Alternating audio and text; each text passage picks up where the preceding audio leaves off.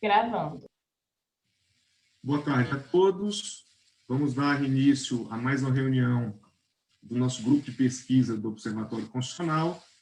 Hoje nós vamos discutir essa importantíssima temática e super atual da imunidade parlamentar a partir da obra do professor José Levi Melo do Amaral Júnior, né? O professor Levi é conhecido de todos, né? É um grande constitucionalista, professor associado e livre-docente pela USP, em Direito Constitucional. Já exerceu vários cargos, né? É uma personalidade conhecida, inclusive, alguns dias atrás, deixou com muita honra, muita dignidade o cargo de advogado-geral da União. Preciso ressaltar, viu, Levi, a dignidade e a tranquilidade que você deixou o cargo de advogado-geral da União. Já foi ministro da Justiça interino e secretário executivo do Ministério da Justiça, consultor-geral da União, procurador-geral da Fazenda Nacional. Então, vejam, dispensa apresentações, né, Levi? Além de ser um amigo de todos nós, um amigo meu, do Fábio e de todos, né, do IDP, é professor antigo do IDP também, sempre contribuiu conosco, apesar de ser professor associado da USP e professor do Uniceub, sempre contribuiu muito com o IDP, desde que o IDP, né, Levi, era lá no Lago Sul, na casa do então professor Inocêncio. Naquela época o Levi já dava aula, e é de lá que nós nos conhecemos há muito tempo. E para debater junto com o professor Levi, nós temos aqui também a ilustre presença do professor Leonardo Barbosa, que também é um amigo já de longa data, professor doutor pela Universidade de Brasília, tem uma larga experiência como servidor e como assessor jurídico na Câmara dos Deputados, daí a sua experiência com o assunto. Inclusive, nos últimos anos, foi secretário-geral da mesa da Câmara dos Deputados. Inclusive, ficou muito conhecido, né, Leonardo, por aparecer na reforma da Previdência, ele sempre ao lado do presidente da Câmara, e, de fato, fez um excelente trabalho. E também a honrosa, e é com alegria que eu te apresento, viu, o professor João Trindade, de fato, tenho que reconhecer, um dos professores mais queridos do DP. Hein, João? Toda vez que tem aí uma homenagem aí aos professores do DP, o professor sempre é um dos mais votados aí pelos alunos, é sempre muito querido. O professor João Trindade é professor mestre e está fazendo doutorado, inclusive com o professor José Levi, lá na USP, e é consultor do Senado, né? Então, vivencia na prática esse assunto e também é um dos grandes conhecedores desse tema. E eu queria registrar também a presença do professor Fábio Quintas, do professor Marcelo Casseb, né, que sempre estão conosco aí nesse trabalho de liderança do grupo e de aperfeiçoamento dos nossos debates, e também dos nossos queridos alunos e alunas, a Luara, a Maíra e o Paulo Braga, que hoje vão exercer a função de relatores, né? Leram a obra do professor José Levi, né? Vou mostrar de novo aqui a obra. Tá? Eu também li, viu, Levi? Li quase todo, faltam poucas páginas para terminar. Posso dizer já de antemão, mesmo antes do debate, que é uma obra recente, foi publicada no final do ano passado, mas, como conhecedor de outras obras sobre o assunto, eu já posso dizer que, de fato, Levi, você conseguiu produzir uma obra que vai ser a referência daqui para frente sobre esse tema. Você conseguiu reunir a literatura da nossa história constitucional, né? Pedro Aleixo, João Barbalho, Rui Barbosa e outros, todos estão aqui, jurisprudência do Supremo, maciça jurisprudência, praticamente todos os casos da Suprema Corte norte-americana sobre esse tema, constituições de diversos países, pelo menos das democracias estáveis, né, que você coloca. Então, vejo, é uma obra, de fato, que vai ser, a meu ver, na minha opinião, vai ser daqui para frente um marco aí nesse debate sobre imunidade parlamentar. Eu tenho certeza que nós vamos fazer um grande debate aqui hoje. Levi, como é que a gente tem feito as reuniões? São muito descontraídas. Tá? Eu vou te passar a palavra para você fazer uma introdução, um apanhado geral e comentar sobre a sua obra, o que você quis defender aqui. E logo em seguida eu vou passar para o Leonardo e para o João, para eles fazerem os comentários também. E depois vamos fazer um debate com os alunos, né, principalmente com a Luara, a Maíra e o Paulo Braga, que são os alunos que leram com cuidado a obra. E depois a gente faz também uma abertura aí para todos os participantes. Tá bom? Então, Levi, obrigado pela presença, aos demais professores também. E eu vou te passar a palavra para você falar sobre essa sua recente obra sobre imunidade parlamentar. Grande abraço. Boa tarde.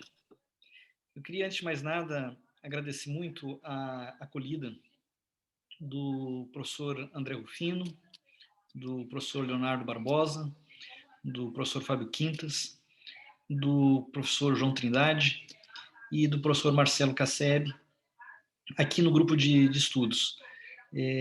Fico verdadeiramente muito feliz, muito acarinhado e muito gratificado pela oportunidade de debater um trabalho que fiz, ainda posso dizer, recentemente, e realmente a academia é movida pelo debate e é sempre uma satisfação participar de um debate, sobretudo quando em discussão um tema relativamente ao qual a gente tem apreço e empolgação intelectual.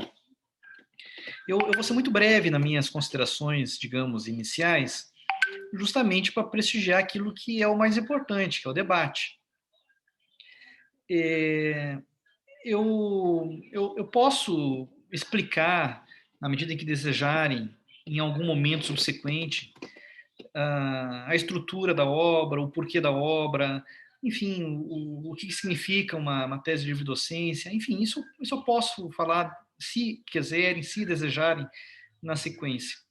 Eu gostaria, na verdade, pontuar algumas coisas, digamos assim, substanciais acerca do assunto para dar um ponto de partida para o debate. O mais importante de tudo aqui, quando a gente fala em imunidades parlamentares, e o tema da sessão do grupo de hoje é imunidades parlamentares, a sua análise, seus limites. Na verdade, imunidades parlamentares é um gênero que envolve duas coisas.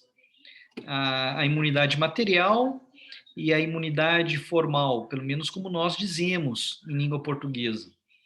A imunidade material ou inviolabilidade, que é uma expressão clássica do nosso constitucionalismo, inviolabilidade, vem desde a Constituição do Império, enfim, os parlamentares, a ideia da inviolabilidade, as palavras, opiniões e votos, não é uma coisa de hoje, né? A Constituição do Império já inspirava essa lógica da inviolabilidade, e isso fica muito claro no constitucionalismo republicano subsequente. É a imunidade material, que é específica para palavras, opiniões e votos.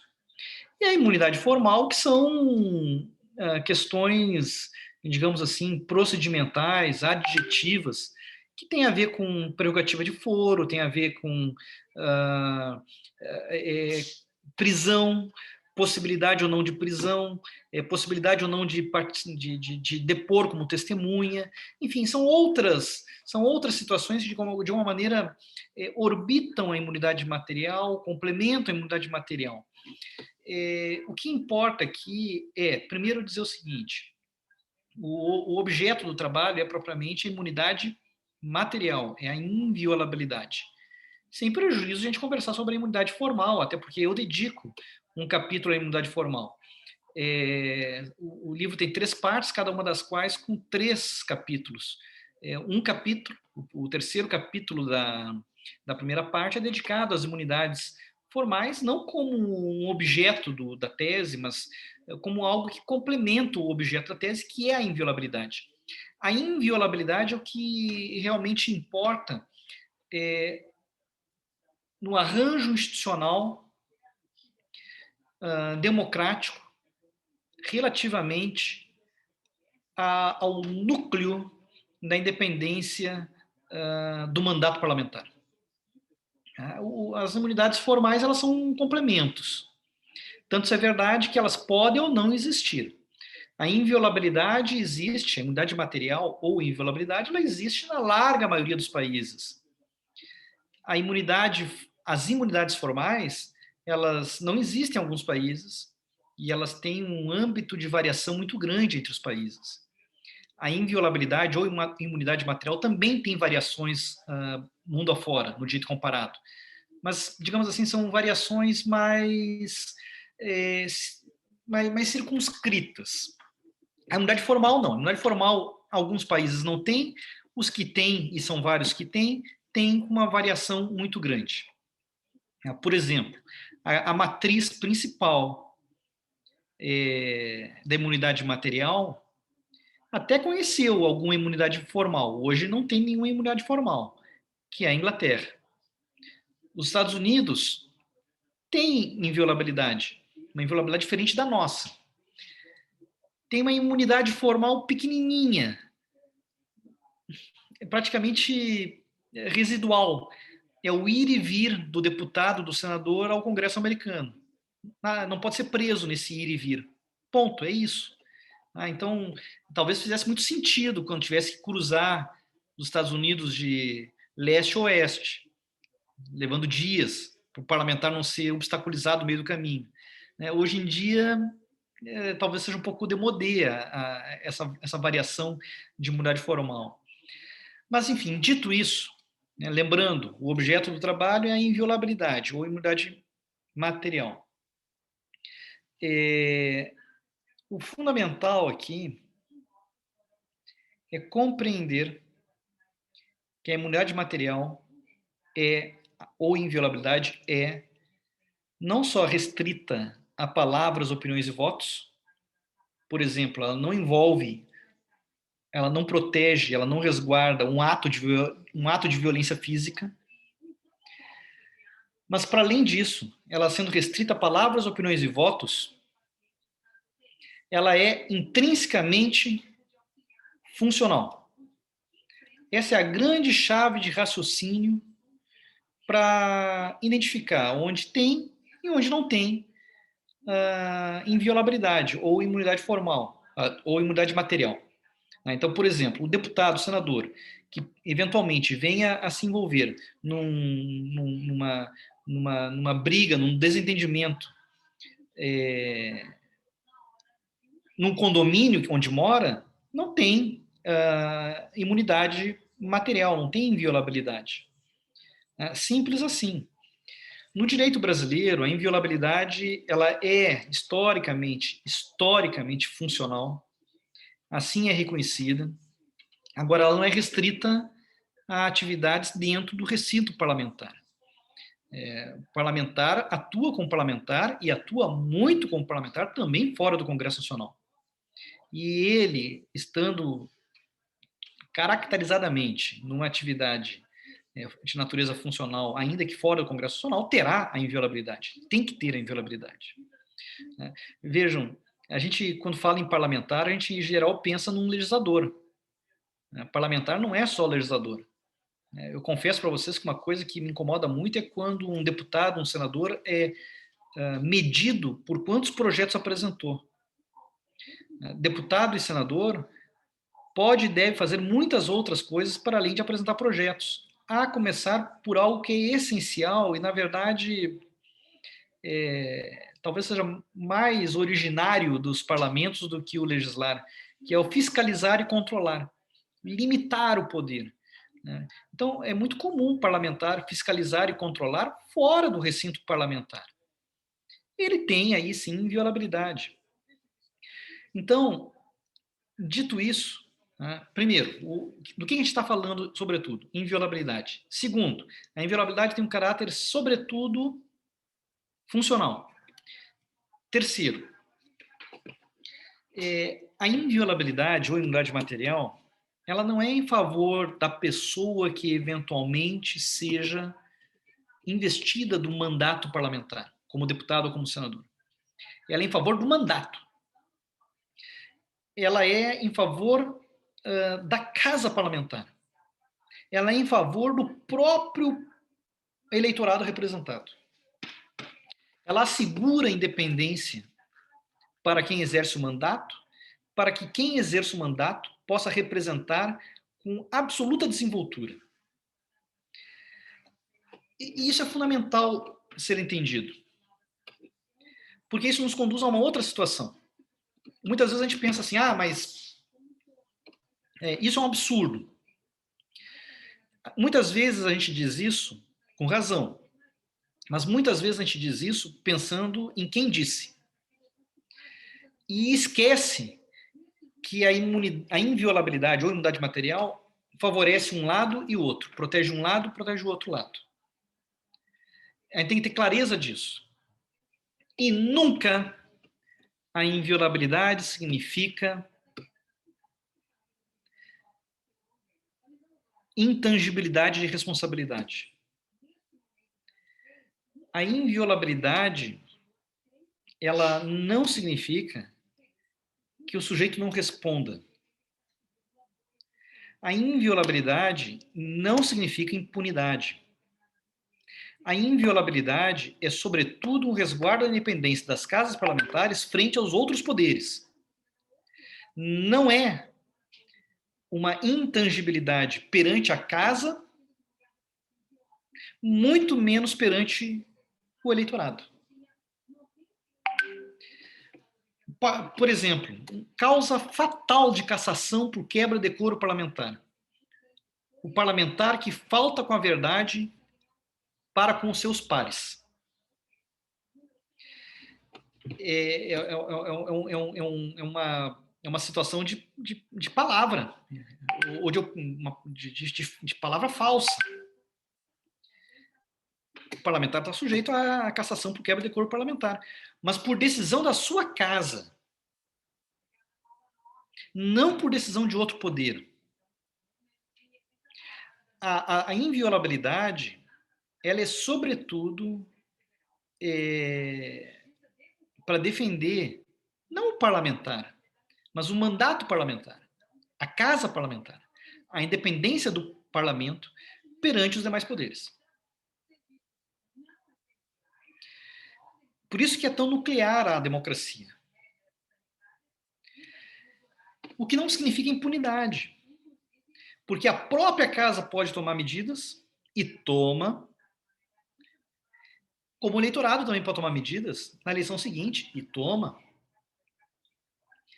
As casas parlamentares são o coração pulsante, com perdão do pleonasmo, mas é isso mesmo, as casas parlamentares são o coração pulsante da democracia. E nessa lógica de coisas, as casas parlamentares são provadamente, empiricamente, provadamente responsivas à opinião pública. As casas parlamentares não hesitam em retirar um membro que tenha cometido uma falta grave, inclusive em termos de palavras e opiniões. Eu não vou falar em questão de voto, né, porque o voto esse é sagrado e esse é absoluto. O voto é o que há de mais funcional na manifestação parlamentar. Então, o voto realmente ele é isento de escrutínio. As palavras e opiniões, sim, elas sujeitam-se a um escrutínio não dos demais poderes, mas da casa respectiva e, eventualmente, do eleitorado. A jurisprudência do Supremo Tribunal Federal, ela me parece muito consistente, muito coerente com essa compreensão de coisas, salvo uma ou outra situação mais recente. Há algumas situações recentes que me preocupam, mas isso também pode ser objeto do debate. Sobretudo uma que se deu na tribuna. Um determinado parlamentar que emitiu um juízo muito duro contra artistas relativamente àquilo que ele considerava um mau uso da Lei Rouanet. E ele estava na tribuna. E o Supremo Tribunal Federal aceitou denúncia contra esse parlamentar. Eu não tenho dúvida que esse parlamentar, na verdade um ex-parlamentar, poderia e deveria ter tido a ele reconhecida a inviolabilidade. Essa é uma outra história que eu deixo para aprofundar, se e na medida em que os colegas desejarem durante os debates. Esse último caso mais rumoroso, sem prejuízo de a gente discutir questões de imunidades formais, que em princípio não me importam, do ponto de vista da inviolabilidade, é muito fácil de resolver. É apenas perguntar, ele estava ou não em situação funcional ao falar o que falou? Se houver a conclusão de que ele não estava em situação funcional, fica muito mais fácil de enfrentar o que se deu e o que não se deu. Fica muito mais fácil de avaliar o que se deu e o que não se deu. Bom, mas para além disso, e agora para encerrar a minha fala introdutória, uma coisa que eu faço muita questão de dizer, eu tive várias motivações para fazer esse trabalho.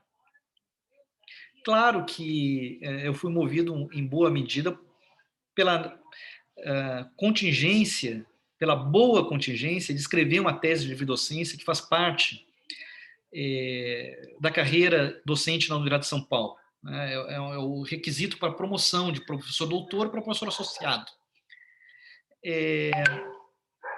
Mas eu devo dizer de coração que também fui muito motivado a escrever esse trabalho pelo profundo respeito que eu tenho pelo Congresso Nacional. Por quê? Porque o Congresso Nacional, já disse, ele é o coração pulsante da nossa democracia. Mas tem mais. Nós temos que entender que o Congresso Nacional, ele é espelho da gente. O Congresso Nacional, ele reflete a nós. Se o Congresso Nacional tem virtudes e dificuldades, ele tem virtudes e dificuldades na exata medida em que nós temos virtudes e dificuldades. Não entender isso é não entender o que é democracia. Simples assim. E só tem uma maneira de avançar na qualidade da democracia, inclusive no que se refere à representação parlamentar. É persistir na democracia. E ter a clareza que o deputado e que o senador, ele democraticamente reflete o que nós somos. Eu sempre lembro de uma campanha que o Tribunal Superior Eleitoral fez, dizendo que o Brasil é tão bom quanto o seu voto. Isso é muito verdade. É simples assim. Essa é a beleza da democracia. Então, esse livro é um livro, sim, entusiasta da inviolabilidade parlamentar. É um livro que reclama a boa compreensão e sobretudo, a máxima proteção ou promoção da inviolabilidade parlamentar.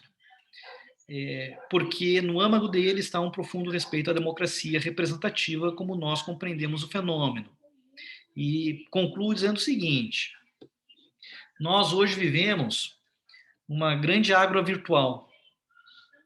Nós estamos aqui numa miniatura da nossa agro virtual. Isso é lindo, que nos conecta. A gente até pode flertar com ideias relativas à democracia direta. Mas, como é próprio do gênero humano, a ágora virtual expõe o que nós temos de virtudes e o que nós temos de dificuldades. Às vezes até exagerando. Não necessariamente para o bem. Justamente em função dessa grande ágora virtual que nós vivemos, é que eu dou ainda mais importância para as tradicionais instituições da democracia representativa. Por quê? Porque elas são pensadas para potencializar virtudes e decantar dificuldades. Então, mais do que nunca, por mais conectados que nós estejamos, nós o povo, por mais conectados que nós estejamos, meu respeito pelas instituições representativas, eleitas representativas, só faz crescer, porque é uma forma de decantar os eventuais excessos tão humanamente cometidos por todos nós.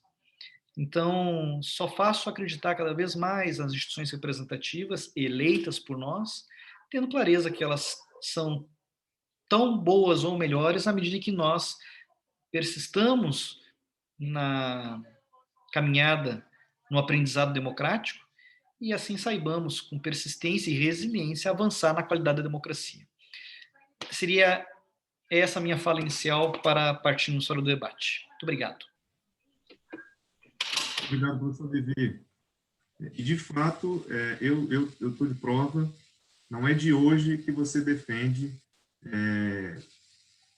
com muita veemência esse ideal da democracia representativa. Nós já tivemos conversas há muito tempo sobre isso. Eu sempre lembro de você falar isso mesmo, de que o parlamento, especialmente a Câmara dos Deputados, é representativa da sociedade, né? Inclusive da pluralidade inerente à sociedade brasileira. De fato, isso você coloca no livro e, de alguma forma, mostra essa coerência de um pensamento que já vem de muito tempo. Enquanto você falava, eu vi aqui no livro, inclusive você trabalha muito bem com a obra que é uma obra clássica, né, do Pedro Aleixo, sobre imunidades parlamentares, da década de 60, é uma das grandes obras sobre imunidades. E tem um trecho aqui que você cita, que é muito representativo disso que você nos conta agora, que ele diz o seguinte, citação da obra do Pedro Aleixo, né? A imunidade real não acoberta, não protege, não deixa impunes os crimes que estão fora dos limites marcados pelo exercício das funções consistentes na emissão de voto, palavras e opiniões. E, de fato, se a gente pudesse fazer um grande resumo do que se deve entender pela proteção da imunidade no nosso contexto, essa talvez tenha que ser a ideia mesmo. Mas vamos debater com os demais colegas. Eu vou chamar, já falei sobre o tanto que nós ficamos honrados, viu, Leonardo, ter a sua presença aqui. O Leonardo, ele sabe disso, eu sou um dos grandes admiradores da atividade acadêmica dele. O professor Leonardo, inclusive, tem um dos melhores trabalhos, na minha opinião, sobre a história constitucional da transição democrática, ali, da passagem do período do regime militar para a Constituição de 88, um trabalho sobre a Constituinte também, de 87 e 88. Inclusive, a tese de doutorado, já tem algum tempo, né, a tese de doutorado do professor Leonardo, mas na época ganhou o prêmio CAPES de teses. Acho que isso tem que ser mencionado. Menção honrosa. E o professor Marcelo Casseb, que é o nosso especialista aqui também em história do direito constitucional brasileiro, ele é outro admirador do seu trabalho, viu, Leonardo? Então, é com muita alegria que nós temos a sua presença aqui hoje, viu? Muito admirador, viu, André? Oi? Muito admirador. Todos nós somos. Leonardo somos fãs antigos aí do trabalho do Leonardo. Leonardo, então eu vou te colocar a palavra, vou te passar a palavra para você fazer aí suas considerações, tá bom? Obrigado, André. Eu prometo não tomar mais do que 10 minutos para que a gente possa realmente conversar, como o Levi falou, acho que é o nosso objetivo aqui, pensarmos juntos sobre essas questões. Eu queria começar agradecendo, né, o convite de vocês, né, eu é que estou honrado. Hoje eu tenho uma jornada dupla no IDP, estou aqui agora e às 19h30 começa uma aula na especialização em constitucional, sobre poder constituinte. E estava pensando, né, em como é rica essa possibilidade dessa conversa. Eu sei que é verdadeira essa fala do Levi, porque acompanhei o trabalho dele lá atrás, ainda como assessor no Congresso, com o Roger. Na época eu era chefe de gabinete da liderança da minoria, ele trabalhava junto à liderança do PSDB e o Roger era a liderança do Hoje Democratas. E tivemos a oportunidade de conversar um pouco lá atrás, naqueles idos, acho que 2005, 2006, né? E acho que é uma pessoa querida até hoje pela bancada do PSDB. Outro dia encontrei episodicamente com o deputado Bruno Araújo, presidente do partido, o deputado Carlos Sampaio, e falando coincidentemente do teu trabalho, com muito orgulho. Eu acho que, para mim, também é uma alegria estar com o João aqui, acompanho o trabalho dele na consultoria desde que chegou. É um sujeito fantástico. Eu acho que ele é querido pelos alunos por uma razão muito simples: ele ajuda os alunos. Ele não está preocupado com ele está preocupado com os alunos, né? Eu acho que essa virtude é uma virtude central para qualquer professor, faz um trabalho muito bonito em várias frentes, e eu sei do tanto que ele se dedica de coração também para o trabalho dele no Senado. É uma figura muito querida, como Marcelo, Fábio, André, todos grandes amigos, tivemos uma época muito boa de convivência no UNB. Mas acho que a gente vai ficando muito tempo isolado, com saudade, e acaba gastando todo o nosso tempo, né, nessas introduções. Então, deixa eu correr logo aqui para algumas observações. Eu tive a oportunidade de ler o trabalho interessantíssimo do professor Lévy sobre inviolabilidades, e eu acho que tem tanta coisa para discutir. Eu, particularmente hoje, acho que a gente precisa também de um trabalho desse nível sobre imunidade formal. Eu acho que o tamanho do problema que foi criado, ao qual a gente chegou, e não só a imunidade formal, coisas muito triviais, do tipo, hoje o Supremo não tem uma posição sobre o que acontece com determinadas condenações criminais. Uma parte do tribunal acha que pode decretar a perda de mandato diretamente, outra parte acha que, né, é preciso provocar o Supremo. Quando estava em turma ainda esses processos penais, uma turma pensava de um jeito, outra de outro. Quer dizer, então, o mandato parlamentar, sobre várias perspectivas, ele anda, vamos dizer assim, desprestigiado. Isso é ruim, porque, como Lévy disse, a gente pode estar insatisfeito, mas é verdade que o problema não é a falta de democracia, que a democracia anda funcionando bem e anda representando com alguma fidedignidade aquilo que o país é, né? E mudanças, também concordo com ele, passam por mudanças estruturais no país. É óbvio que o trabalho toca em vários pontos importantes e, num determinado momento, ele mostra as alternativas ali para definir a imunidade, né? Aqueles que buscam concentrar geograficamente a imunidade no ambiente físico do parlamento e os outros que buscam conectar a imunidade à atividade do parlamentar enquanto tal. Hoje não há dúvida de que a gente vive numa sociedade cada vez mais interconectada, em que a presença física é cada vez menos relevante para a prática de atos, né? E o que a gente tem é uma tendência de que esse paradigma, vamos dizer assim, geográfico, ele meio que se dissolva. É claro que ele pode continuar como uma grande referência para aquilo que é absolutamente inviolável, na fala da tribuna do plenário da Câmara, mas a gente sabe que tem um outro problema que aparece quando a gente vai por esse caminho. Qual é? A gente sabe que é muito antiga na doutrina essa lógica da conexão entre a proteção da imunidade e o exercício funcional, né? O professor Lévy falou, a gente está discutindo aqui uma questão de se há ou não relação com o exercício funcional do parlamentar. Pois bem, mas esse é o grande ponto. Há um trecho muito interessante do livro em que ele cita, salvo engano, aquele relatório de 99, e ele fala que a determinação desse privilégio, né, do privilégio da imunidade, ele pertence aos lordes do parlamento e não aos juízes, né? Porque, na verdade, qual que era a dúvida sobre a definição da extensão daquela prerrogativa? Quando eu digo que uma coisa depende de tal ou não em conexão funcional com a atividade de deputado, eu enfrento uma outra questão. É um pouco paradoxal, porque eu tenho uma prerrogativa destinada a garantir a independência do legislativo, mas eu só decido se essa prerrogativa incide ou não a partir de uma questão preliminar, que não é respondida pelo legislativo, que é respondida pelo judiciário. Há ou não conexão? O grande problema nosso é que essa questão é muito menos trivial do que parece, né? É muito difícil estabelecer critérios que nos livrem dos problemas. É claro que nenhuma norma é auto-aplicável, mas esse é um tema especialmente tormentoso, até porque o que as pessoas consideram como exercício do mandato hoje está em transição. Percebam o quanto que os elementos religiosos, por exemplo, têm entrado com peso enorme na política, né? Muitos deputados entendem que a manifestação deles, manifestação que a gente poderia entender como tipicamente de uma crença ou de uma fé específica, elas são, não, manifestações, e fazem vamos dizer assim, fazem essa argumentação, trazem para si essa condição, sou um deputado pastor, colocam no nome parlamentar. Isso é uma coisa curiosa e que desafia um pouco esses limites. E esses limites, na minha opinião, tendem a se tornar cada vez mais tênues, né? E por isso o problema. Então, estava me lembrando aqui, por exemplo, né, que em 67, quando veio a Constituição, ela meio que dizia o seguinte, que era possível processar parlamentares pelo abuso de algumas prerrogativas, processar perante o Supremo. Mas, para isso, veja que isso, à luz da tradição constitucional anterior, já era uma redução, uma relativização da imunidade, da inviolabilidade.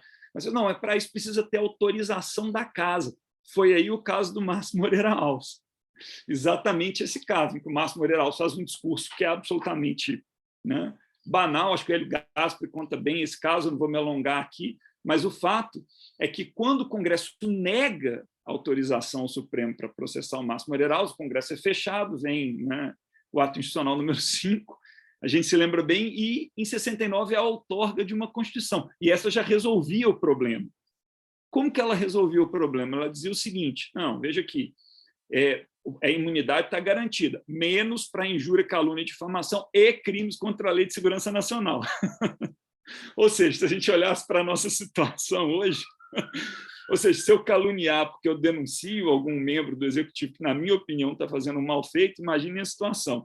E, obviamente, aconteceu. E o que eu procurei pesquisar, Levi, para a gente conversar um pouquinho aqui sobre essa questão, como definir isso, era o seguinte: quando isso foi discutido no Supremo, o que aconteceu? E houve um caso interessante que eu localizei aqui, do deputado Florim Coutinho. Esse caso é o HC 51161, que foi relatado pelo Oswaldo Trigueiro. Oswaldo Trigueiro, a gente lembra, um UDNista, governador pelo UDN, deputado pelo UDN, nomeado numa daquelas vagas criadas pelo ato institucional número 2, do Supremo Tribunal Federal. Não é? É lógico que eu não sou ingênuo a ponto de achar que tudo que ele faz, então, não é esse o argumento, mas é óbvio que era um sujeito que entrou no tribunal no meio de um processo muito complicado. Ele tinha um lado muito claro, ele é filiado a um partido político, tinha uma tradição política. E, curiosamente, eu pensei assim, se eu fosse um advogado, o que eu faria? Eu acho que eu esgrimiria um argumento do tipo, bom, vamos dizer que, nesse caso, está protegido porque tinha relação direta com o mandato, e o que não estaria protegido seria calúnia, injúria, difamação. Claro que não colou. É interessantíssimo a gente ver como que o Supremo, como que o Supremo afasta imediatamente, não, fala, é uma opção da Constituição, pode ser ruim, mas é uma opção da Constituição. O nível da discussão nesse HC, que foi impetrado em face do recebimento de uma denúncia pelo tribunal, não foi tão legal, na minha opinião. E eu acho que mostra, em alguma medida, que, por mais que a tradição jurídica bata nessa tecla, que eu acho que é correta, a imunidade não deveria proteger aquilo que não é relacionado com o exercício do mandato. Mas isso nos coloca diante de um paradoxo. Como definir? Quem define? Porque, no modelo da Constituição de 67, ao fim e ao cabo, quem definia era a própria casa. Né? Então, é uma questão que eu deixo um pouco para a gente refletir. E, para terminar, eu queria chamar a atenção assim, para um ponto que eu acho que é muito importante. Na minha visão, eu acompanho o plenário de perto, tenho quase 20 anos de Câmara dos Deputados, eu acompanho o plenário de perto há muito tempo. Eu sinto que a relação entre os parlamentares ela vem se deteriorando de uma forma progressiva. Né?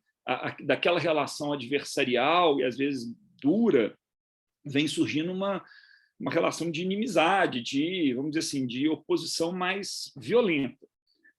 Isso gera o quê? Gera um agravamento de situações que envolvem ofensa, que envolvem manifestações muito duras de um lado a outro.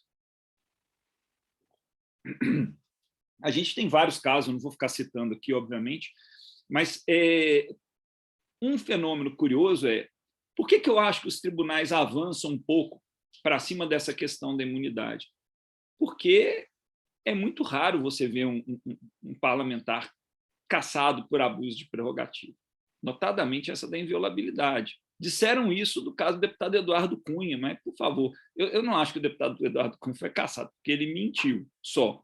Né? Porque ele mentiu, não tenho conta, não, mas tem a conta, é a senha, é o nome da sua avó, da sua mãe, sei lá, quer dizer, é óbvio que numa situação como essa, conta o fato do deputado ter mentido, mas o fato em si, a respeito do qual ele mentiu, é gravíssimo, né? E é percepção de vantagem indevida, muito possivelmente. Então, eu penso o seguinte, por que eu estou falando isso? Essa avalanche de atos e fatos que poderiam ser caracterizados como quebra de decoro, ela gera uma situação difícil. que é o quê? Como o Hobsbawm falava assim, no passado, o historiador do passado tem um problema que é a falta de fontes. E o historiador do tempo presente é o oposto, o excesso de fontes. Você não sabe nem que fontes escolher. E o processo disciplinar na Câmara está desse jeito, você não sabe que atos enfrentar. São tantos, são tão numerosos, os requerimentos de representação, as representações vão se acumulando. Isso vai gerando um passivo, uma situação difícil de resolver, né? E como não há resposta, você tende a buscar essa resposta em alguma instituição que possa dar. Então, acho que são muitos os dilemas. Eu vou focar nesse, que é a questão se a gente consegue encontrar critérios precisos e fortes o suficientes para fazer a imunidade depender, de fato, da conexão com o exercício funcional, né? E parabenizando o Levi pelo trabalho e me colocando aqui à disposição também dos outros participantes para o momento em que a gente for debater. Passei um pouquinho do tempo, me desculpe. Tá? Obrigado, André. Nós que agradecemos, viu, Leonardo? Muito boas suas considerações. Inclusive, eu queria ressaltar aqui, viu, Levi, que o Leonardo lembrou aí do discurso do então deputado Márcio Moreira Alves, né? Que é um dos pontos brilhantes do seu texto, inclusive quando você coloca a defesa que na época fez da imunidade o então deputado Paulo Brossard. Então, veja, aqui de fato vale muito a leitura eu estou inclusive com as páginas aqui, você coloca os discursos, né, do Paulo Brossard e também as palavras do Marco. Ou seja, é um episódio histórico, né? Isso é a nossa história constitucional, né, que você faz aqui de uma forma e vejam como o Leonardo bem mostrou, nos ensina muito para os dias de hoje, até porque naquela época a então Lei de Segurança Nacional já estava, né, sendo também discutida, né? Então, vejam aí os ensinamentos que nós podemos colher na nossa própria história. João, eu vou te passar a palavra, e aí, viu, Leonardo, depois o Levi pode, né, fazer o debate sobre todas as questões que você levantou, e aí, claro, todos nós vamos de alguma forma participar, mas eu queria passar logo a palavra ao João para ele também fazer as considerações dele. Pode ser, João? Então, vamos lá, toca a palavra. Pode ser sim, com muita honra. Uma boa tarde a todos, boa tarde aos integrantes aqui do grupo de pesquisa. Queria agradecer a honra do convite, a honra estar aqui nesse grupo liderado pelo professor André Rufino, pelo professor Fábio Quintas, dois diletos amigos e de quem eu sou admirador, inclusive da produção acadêmica. O professor Marcelo Cassebe também, não estou tendo a honra de conhecê-lo agora, mas já admiro os textos, inclusive sobre a questão da história do controle de constitucionalidade no Brasil. O professor Leonardo Barbosa é professor de todos nós, um grande amigo mesmo, me ensinou, acho que 70% do que eu sei sobre o parlamento brasileiro, não é muita coisa, mas já é alguma coisa, foi de conversas com ele lá nos corredores ou da Câmara ou do Senado, é uma honra muito grande, por isso vocês relevem a gentileza das palavras dele. E o professor José Levi, que é realmente uma referência para mim, tenho muita honra de ser orientando dele no doutorado na USP, digo com profunda honra mesmo. E, André, você falava lá do IDP na época da QL12, ali na casa no Lago. Eu fui aluno do professor José Levi no curso de formação em Teoria Geral do Direito Público para alunos da graduação, lá em 2007, lá no IDP, no Lago Sul. O professor deu uma aula sobre separação de poderes na obra de Montesquieu, que depois virou um artigo que ele publicou. Eu lembro desse curso, João, eu lembro muito desse curso, inclusive na época, tinha tanto da QL12, né, que era na Casa do Professor Inocêncio, como na QL9, eles alugaram uma sala, né? Ou seja, eram os primórdios ali do IDP, né? Exatamente. Era um curso com aulas no sábado à tarde, eu lembro como hoje. Foi muito produtivo. Foi meu primeiro contato com o IDP e, graças a Deus, de lá para cá, eu nunca mais me distanciei muito dessa que é a minha casa na qualidade de professor da graduação. Como todos aqui também, eu também li a obra do professor José Levi, logo que foi lançado, e reli alguns trechos aqui para o nosso debate, e eu fiquei bem impressionado com a obra em si, claro, mas especialmente com o trecho de maior ineditismo dela, que é a questão da conexão, vamos dizer assim, da delimitação da inviolabilidade parlamentar com o exercício da função representativa partidária, com os princípios que regem os partidos políticos, os princípios lá do artigo 17 da Constituição Federal, que fica parecendo uma questão meio que do ovo de Colombo, né? Quer dizer, depois que o professor José Levi fala, a gente fica se perguntando realmente como é que a gente não havia chegado a uma conclusão dessa, que é quase uma decorrência necessária, realmente. Se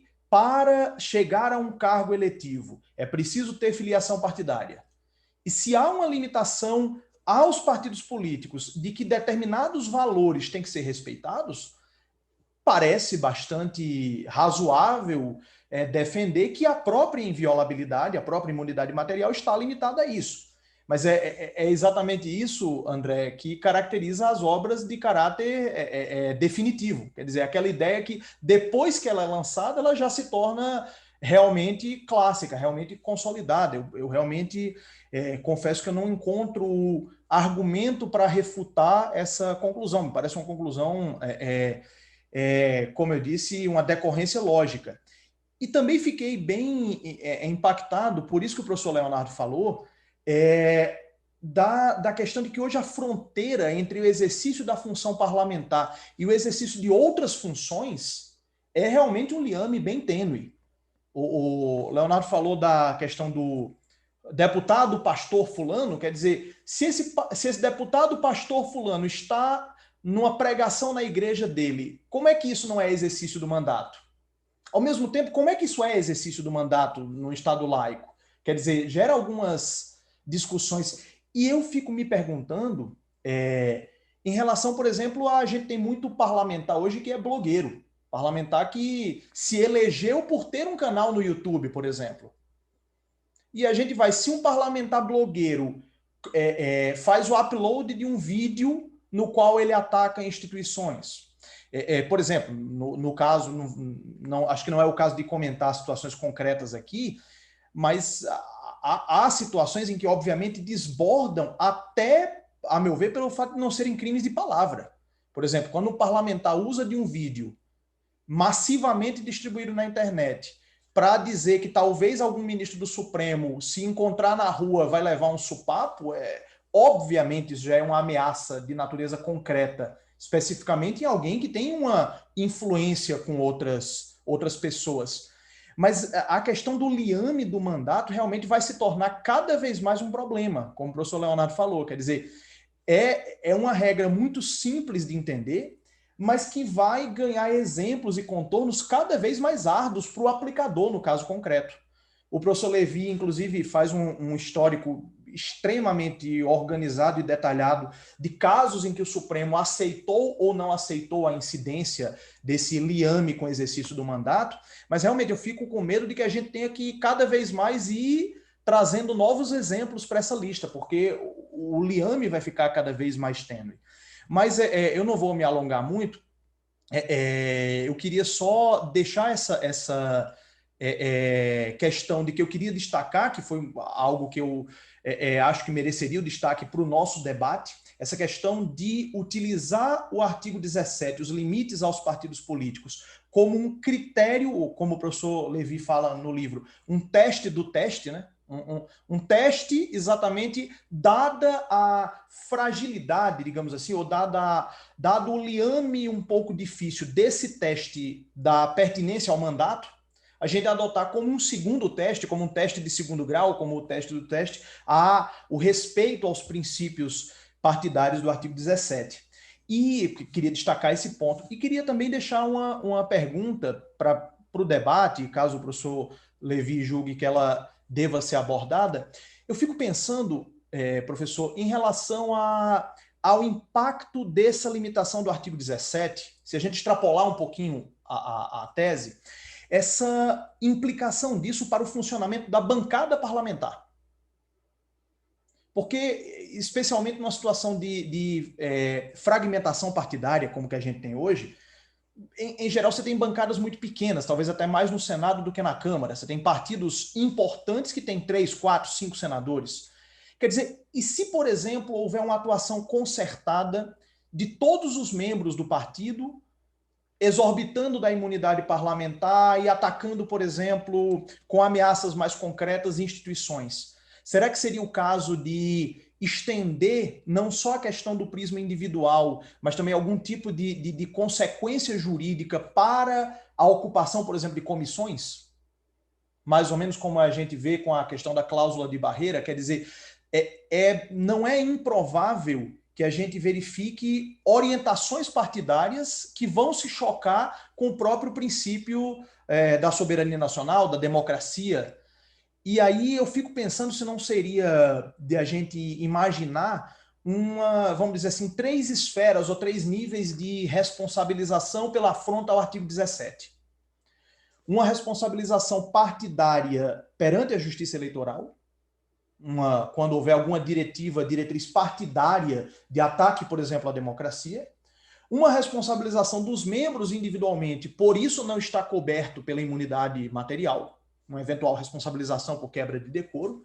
E fazendo coro ao que o professor Leonardo falou, a efetividade dos processos por quebra de decoro, em geral, é muito, se a gente for olhar condenações, é um tanto quanto baixa, mas a gente sabe que também tem um efeito dissuasivo muito grande, né? Depois que a pessoa responde a um processo no Conselho de Ética, a tendência do parlamentar geralmente é moderar o discurso. A gente tem exemplos à esquerda e à direita que corroboram isso. Então, mesmo no caso de não condenação, acho que também não é de se desconsiderar um processamento no Conselho de Ética como algum tipo de resposta, ainda que insuficiente.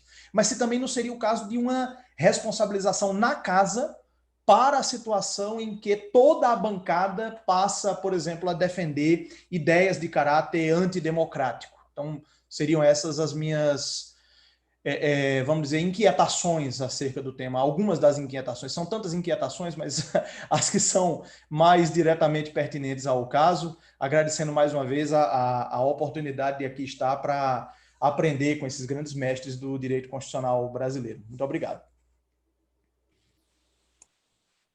Obrigado, João. Levi, você prefere que eu passe a palavra aos alunos para fazer as perguntas ou prefere primeiro comentar aí as falas do Leonardo e do João? Fique à vontade. Eu acho que para não perder a dinâmica da coisa, acho que vale a pena fazer o ping-pong, né? Tá ótimo, fique à vontade. Eu concordo com o professor Leonardo, nós vamos ter que vamos ter que dedicar um estudo detido às imunidades formais. Há muita coisa em aberto. Não sei dizer se uma emenda constitucional contribui ou não para o assunto.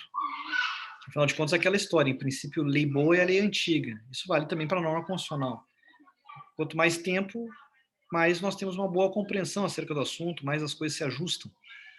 E em matéria de imunidades, sobretudo imunidades formais, nós temos uma emenda constitucional ainda recente. A emenda constitucional número 35 é de 2001, né? Isso é pouco tempo. E, na verdade, foi a partir daí que as coisas começaram a funcionar. Né? Porque até então, parlamentares na prática não eram processados. E isso está no campo da imunidade formal. Sobretudo no campo da imunidade formal. E foi a partir daí que os parlamentares passaram a ser processados. Por quê? Porque o nosso modelo anterior era o modelo mais usual no mundo. Era um modelo em que, para processar o parlamentar, era necessário uma autorização prévia da casa respectiva. Lá pelos anos 90, alguns países passaram a rever isso, invertendo o processo. Começa a processar e a casa parlamentar pode sustar o processamento. Isso aconteceu, por exemplo, na França e em outros países. Na França aconteceu, eu acho que meados dos anos 90, no Brasil aconteceu em 2001. Por quê? Porque as casas parlamentares são responsivas. As casas parlamentares não suportavam a acusação de impunidade. Nenhum parlamentar é processado. As casas parlamentares responderam invertendo o processo, seguindo alguns outros países, né? Tipo a França. Ao invés de ter uma autorização prévia, passou a haver a possibilidade de processar o parlamentar sem prejuízo da casa parlamentar, sustar o processo. Ora, no modelo anterior, bastava a casa não fazer nada. O silêncio não era autorização. No modelo novo, a casa tem que atuar para assustar. Isso tem custo político. E as casas são responsivas. Isso é muito bom. Isso é democracia. E as casas não fazem. De 2001 para cá não houve nenhuma assustação de processo. Assustação do processo como um todo, processo criminal movido contra o parlamentar, não houve. Houve deliberações sobre medidas cautelares, mas assustação de processo, não. Por quê? Porque o ônus político é muito alto. E as casas são responsivas. E isso é próprio da democracia. Agora, existem vários outros problemas em aberto. Né? A condenação criminal transitada e julgada pelo Supremo resulta a perda automática do mandato ou não? Claro, a Constituição ela não ajuda muito no assunto. A Constituição ela é bastante ambígua nessa parte. Ela acaba dando sinais variados, em dispositivos variados. Por mais que eu tenha uma eventual compreensão de que sim, a Constituição nos dá uma resposta, essa resposta ela não é por linhas tranquilas. O Supremo, por isso mesmo, tem tido alguma variação na abordagem da matéria. Então, eu concordo com o professor Leonardo que nós temos aqui um belo campo para examinar. Não foi o campo ao que eu me dediquei. Eu fiz um de 9 capítulos sobre as imunidades formais, sobretudo no contexto de criar um quadro completo da análise que me interessava, que era a imunidade material, a inviolabilidade. Agora, o professor João faz algumas considerações que, inclusive, tem reflexo no chat. Escuta, como é que a gente vai distinguir o que é atividade funcional e o que não é atividade funcional? Realmente, não é simples. Foi dado aqui exemplo de blogueiro. Tem parlamentar que em blog teve a imunidade reconhecida, a inviolabilidade reconhecida, e teve parlamentar que em blog teve a inviolabilidade não reconhecida. Aí vem a questão muito bem colocada. Muito parlamentar é eleito com um determinado viés temático. Seja lá o que ele estiver fazendo nesse viés temático, ele tem a inviolabilidade. Por exemplo, o deputado que é chamado deputado pastor fulano, ele na igreja tem a inviolabilidade? Muito bem colocada a questão. Tem uma Constituição que nos dá uma pista sobre o assunto. Só que não é uma solução trivial. Ainda mais no contexto brasileiro atual, eu acho que seria uma péssima cogitação. Eu me refiro à Constituição da Itália. Como é que funciona a Constituição da Itália? É texto emendado, não é o texto originário da Constituição italiana. A Constituição italiana é de 47. Isso é uma norma constitucional, eu acho, bem mais recente. Ela diz assim, olha, o juiz, o juiz comum, o juiz ordinário, na Itália, bom, depois eu falo o que eu ia falar. Na Itália, o juiz ordinário, se ele tiver dúvida se tem ou não a inviolabilidade, o que nós chamamos de inviolabilidade, enfim, a expressão deles é outra. Mas aquilo que a gente chama de inviolabilidade, se houver dúvida da parte do juiz sobre a inviolabilidade, quem vai dizer se tem ou não a inviolabilidade é a casa parlamentar. E se o juiz não concordar, ele pode provocar a Corte Constitucional italiana. A Corte Constitucional que dá a palavra final sobre o assunto. Ou seja, não é uma coisa trivial confiar uma discussão bastante política, com grande carga política, à Corte Constitucional. Ainda que na Itália, a Corte Constitucional, claramente, na Constituição italiana, a Corte Constitucional não é poder judiciário, é um poder à parte. O judiciário italiano, o poder judiciário comum italiano está no título 4º da Constituição italiana e a Corte Constitucional está no título 6º. Obviamente, se a Corte Constitucional não está no título 4º, que é do Poder Judiciário, está num outro título, ela é outra coisa que não Poder Judiciário. É um poder novo. É a jurisdição constitucional como jurisdição constitucional típica europeia, tem um monopólio da inconstitucionalidade, né? Então, o juiz comum, se discordar do parlamento, consulta a Corte Constitucional. Eu acho que nós não estamos num momento muito bom para propor algo da espécie no direito brasileiro. Antes de prosseguir, eu vou pedir licença para fechar uma porta que eu imagino que esteja vazando barulho de criança para vocês. Só um segundo. Levi, fica à vontade, Levi. Inclusive, conheço muito bem os filhos dele, que são fofos e danadinhos, né? Então, fique à vontade, Levi. Inclusive, depois, se quiser trazê-los aí para a nossa reunião, viu? Não, eu só... Manda um abraço aí, Francisco e Lucas, 2 danadinhos. Antes de encerrar esse primeiro bate-pronto, eu não sei se eu respondi todos os pontos que o professor Leonardo e o professor João levantaram. Eu acho que eu deixei pelo menos uma coisa de cada de fora. Então, por favor, insistam comigo sobre um ou outro ponto.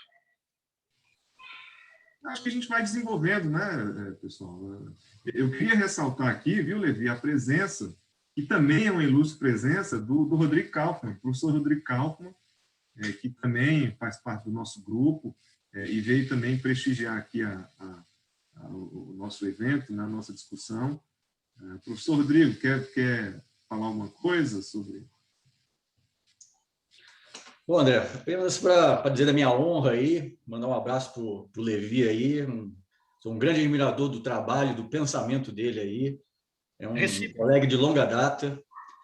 Mandar um abraço também para o Leonardo, que há muito tempo não via, quer dizer, via à distância, assim, né, quando ele estava lá na mesa lá da Câmara, mas nunca mais havia tido contato, nós que fomos colegas de doutorado lá no UNB. E um abraço a todo mundo aí, ao Fábio, ao João, a todo mundo aí. É um grande prazer para mim aqui, é uma discussão importante. Eu até me permito, André, se você me possibilitar essa extensão um pouco mais da palavra aqui, eu gostaria de fazer uma contribuição aqui, em forma de provocação, na verdade. Poderia ser? Com certeza. Você pode falar a hora que você quiser aqui no nosso grupo. É o seguinte, assim como os outros colegas aí também, a gente já vem acompanhando há algum tempo esses assuntos que tratam, né, que de alguma maneira, eu diria assim, personificam relações de poderes, né, especialmente entre Congresso Nacional e o Supremo Tribunal Federal, né? E a gente acho que não pode negar, né, nós que somos, assim, constitucionalistas, a gente não pode negar que esta relação ela se alterou nos últimos anos, né?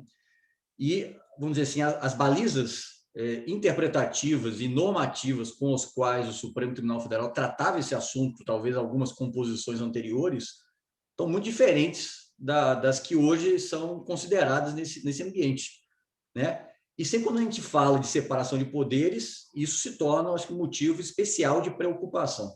Por que eu estou dizendo isso? Porque me parece que, hoje em dia, o assunto da imunidade parlamentar, e eu faço referência, inclusive, a uns trechos da fala do Levi, né, de que o Congresso Nacional ele é o centro, né, nervoso, visceral da democracia no país, né? E eu acho que, por isso, ele precisa de uma proteção especial. Ele precisa de uma certa sensibilização. Por outro lado, nesse ambiente de debate, né, de dissenso, de tentativa de construção de consenso, há naturalmente momentos em que as divergências se esgarçam, né, os exageros acontecem, há também uma relação, vamos dizer assim, que tem uma dinâmica própria entre o parlamentar e a sua base eleitoral, né? A gente não pode negar isso, né? O Jobim, que falava muito isso, ele repetiu uma frase, ou pelo menos um pensamento que era do Ulisses Guimarães, de que no espaço político, muitas vezes você discute com uma pessoa não querendo convencê-lo, mas querendo convencer um público que está assistindo aquele debate, né? Então, muitas vezes, até o dissenso, até as discussões são ensaiadas, exatamente para que se sensibilize, na verdade, uma terceira pessoa.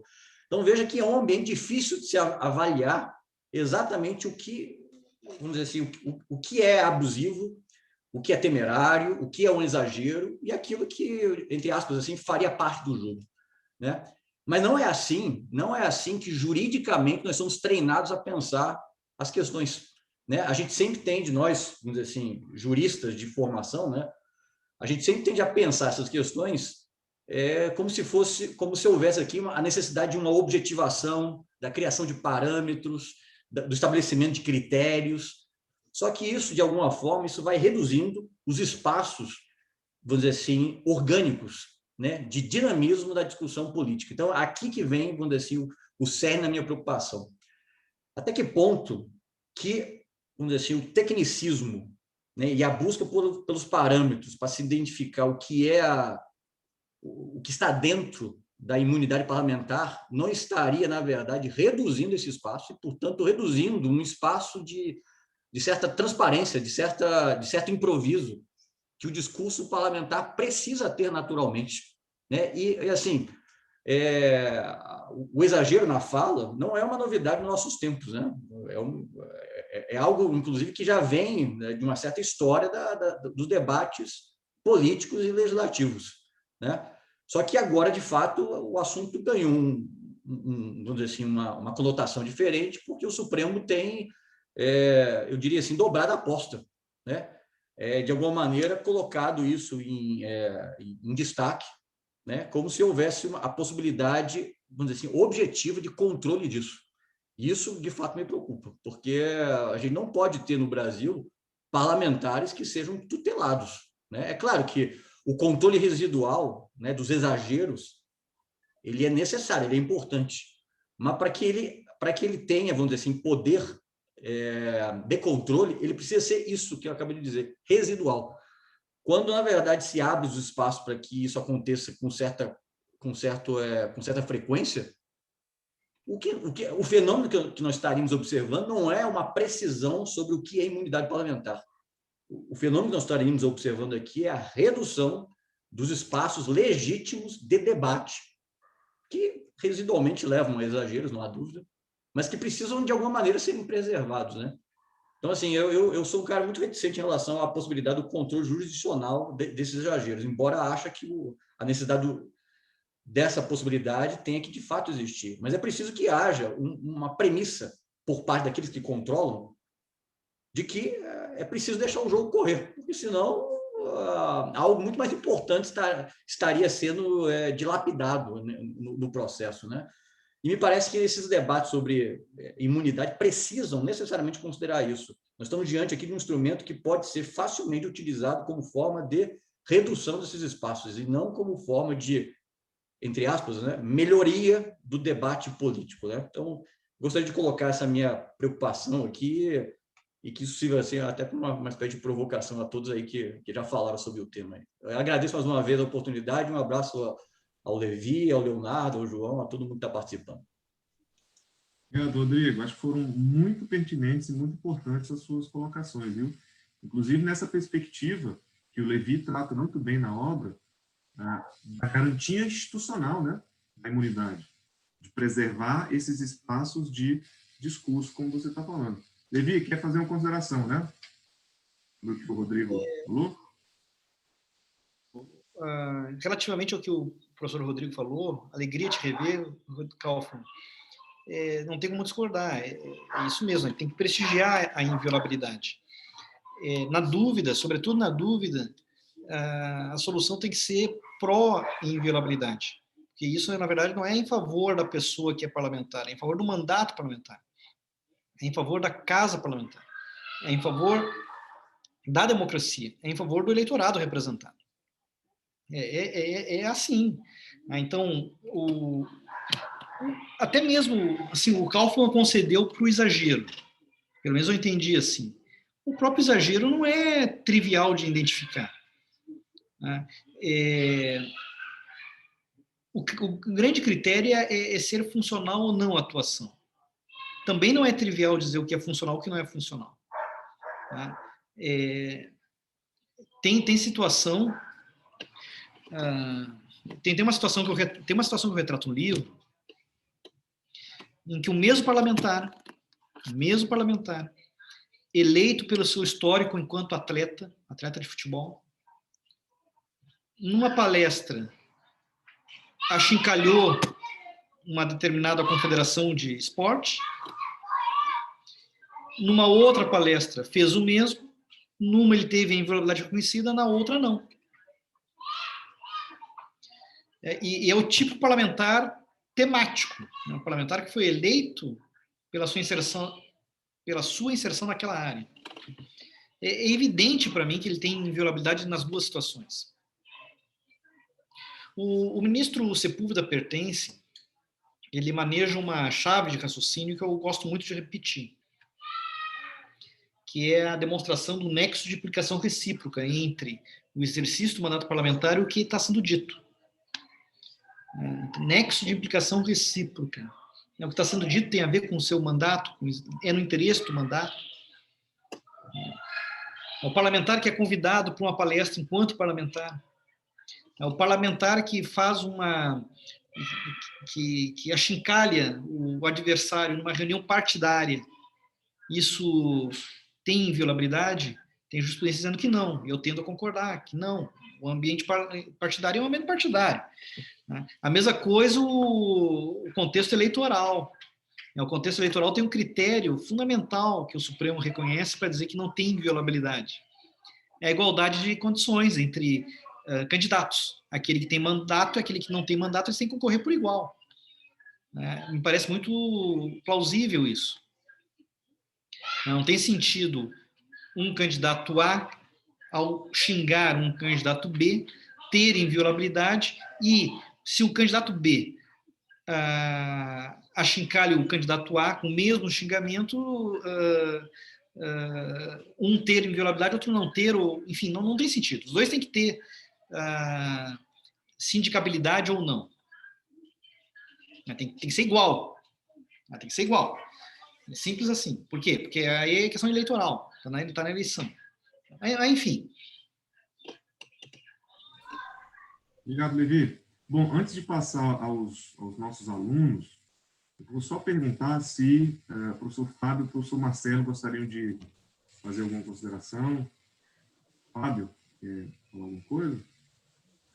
André, se houver tempo, eu tenho duas questões bem pontuais para fazer aqui, mas vamos ouvir os alunos, minha sugestão. Né? Marcelo, prefere assim também?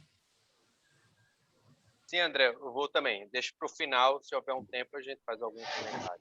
Ótimo, até porque é importante a gente prestigiar, inclusive como grupo, né, de pesquisa, os nossos alunos pesquisadores, né?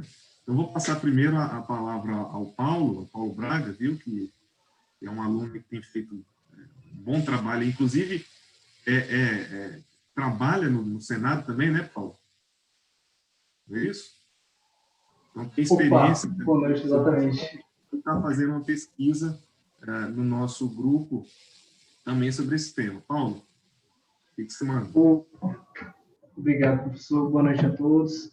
Professor José Levi, professor João Trindade, professor Leonardo Barbosa, obrigado pela disponibilidade, pela honra de estarem aqui com a gente, para a gente discutir esse tema tão complexo, mas também, ao mesmo tempo, bastante bem interessante de se discutir, porque é atual e, ao mesmo tempo, envolve várias áreas que a gente acaba tendo que refletir, às vezes até mudar o posicionamento ou não. Mas, pelo adiantar da hora, deixa eu ser bem direto na minha pergunta.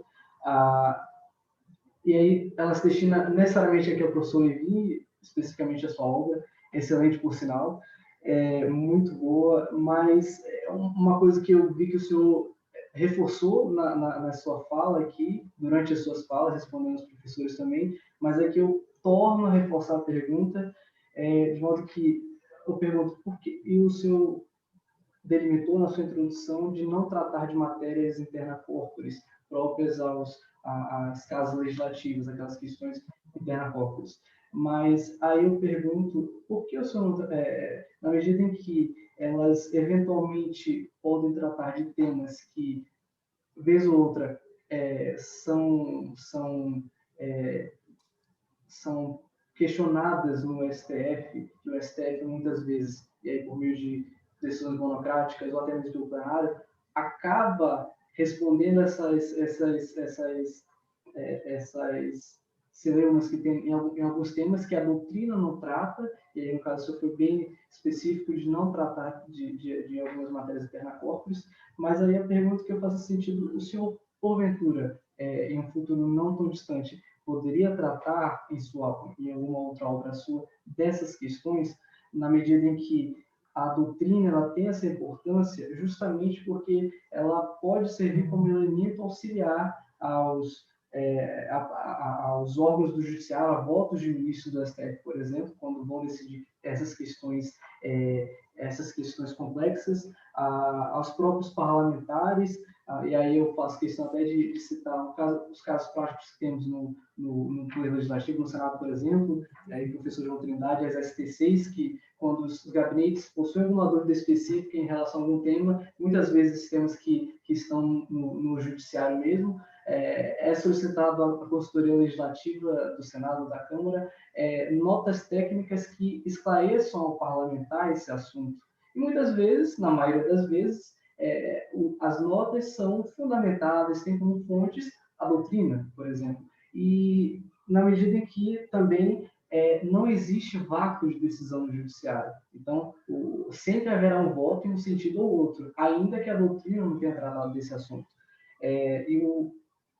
E aqui, para finalizar, eu faço questão de tratar exatamente da PEC 03 de 2021, que trata dessa reformulação das prerrogativas parlamentares. O legislador aqui está tentando regulamentar, digamos assim, para evitar esses, digamos assim, ou excessos ou falta de esclarecimentos. Mas, ao mesmo tempo, temos dispositivos que não condizem com o que, digamos assim, é o razoável para o Poder Judiciário, é o razoável para a academia. Então, fechando minha pergunta, a academia é movida pelo debate, como o senhor disse no começo da sua fala. Então, aqui, como acadêmico, eu faço essa pergunta de modo que eu fico curioso. O senhor tem interesse em tratar futuramente dessas questões em suas futuras obras, em artigos próximos? Muito obrigado. Levi, Paulo quer saber sobre as questões interna corporis, né? Acho que é isso. Paulo, eu te agradeço muito as duas questões. A primeira questão, por que eu não tratei da questão interna corporis? Por dois motivos. A inviolabilidade é uma proteção para fora, não para dentro. É uma questão de corte metodológico natural dentro dessa lógica de coisas. A inviolabilidade ela é para proteger o parlamentar relativamente, para proteger o mandato parlamentar relativamente à interferência de outros poderes. Esse é um primeiro motivo, é o motivo básico, mas tem um outro motivo de não menor importância.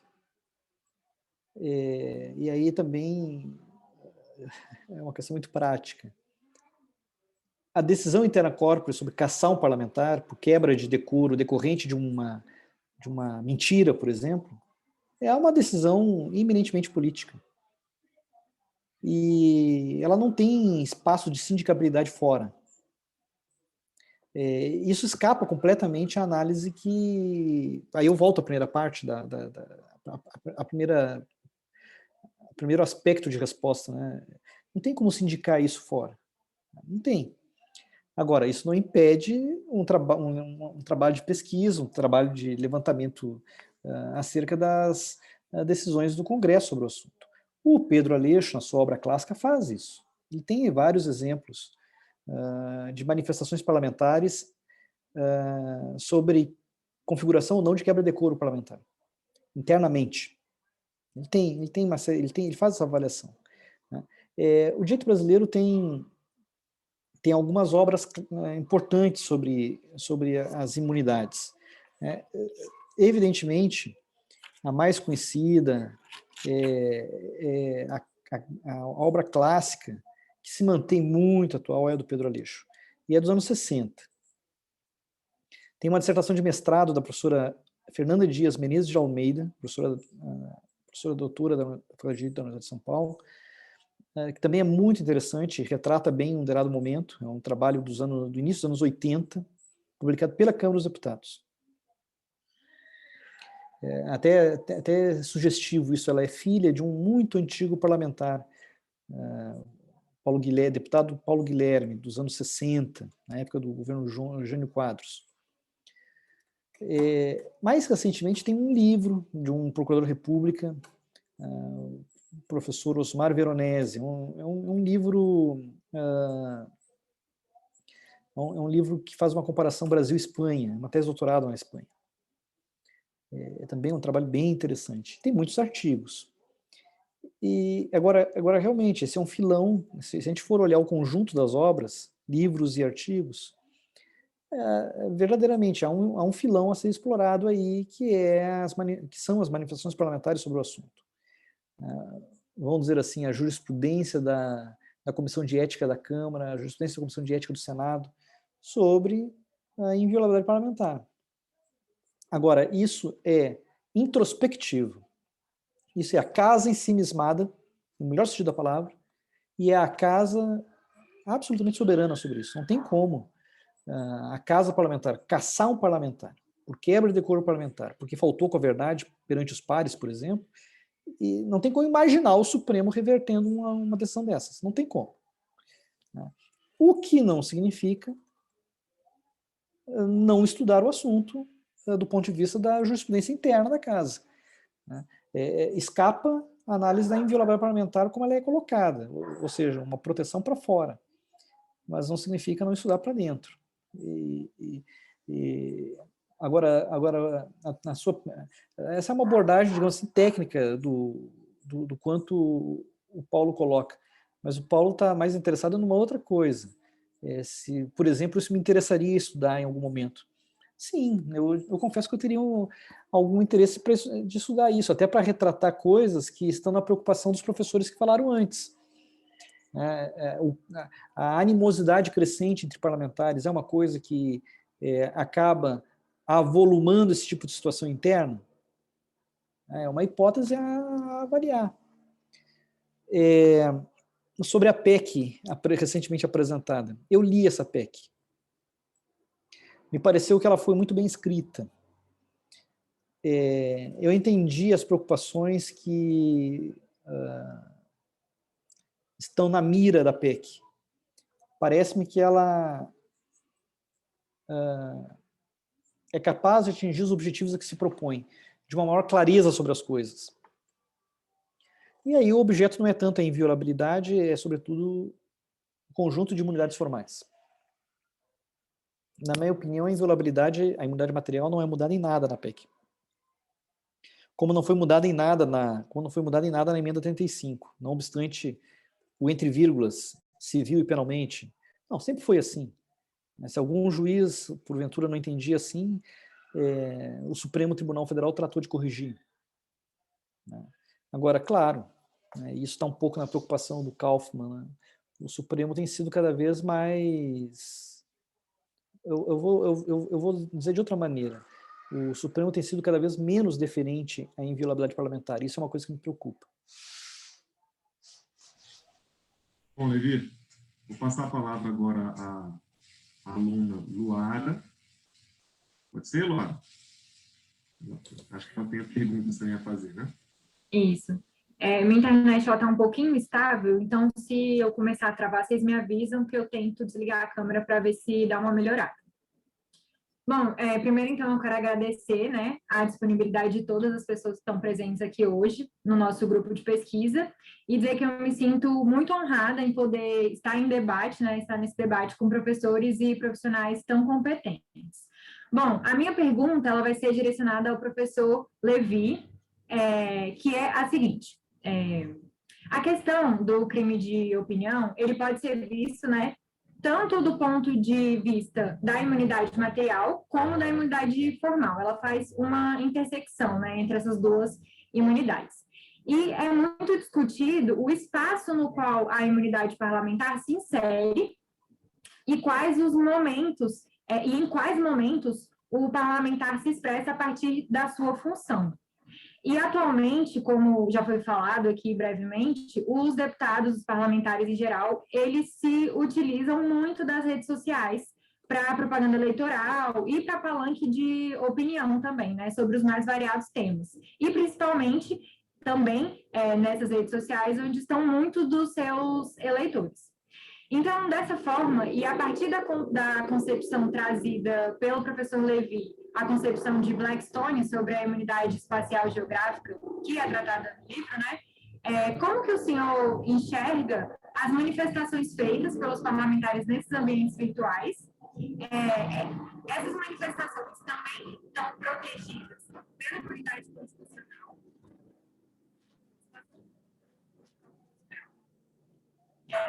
E como que a gente consegue identificar se essas opiniões de fato se referem à função ou não?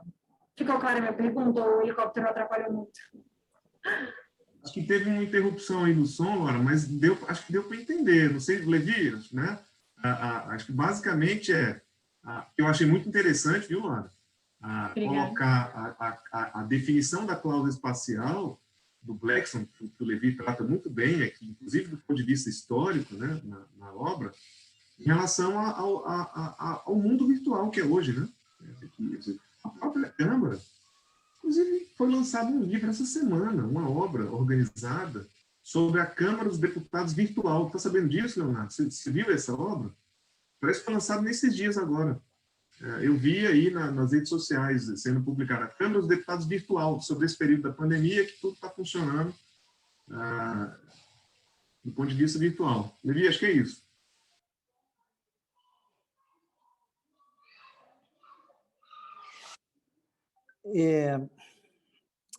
Só um pouquinho.